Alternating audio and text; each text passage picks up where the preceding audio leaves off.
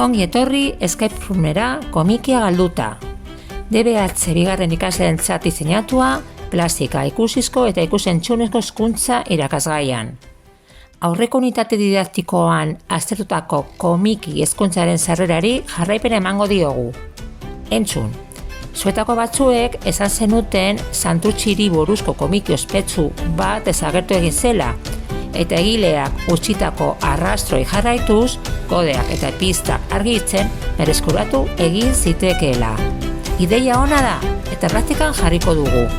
Sorte on guztioi, eta ez ahaztu, erloioa ez dela gelditzen eta kode hori lortu behar duzuela bigarren erronka desblokeatzeko. Agur!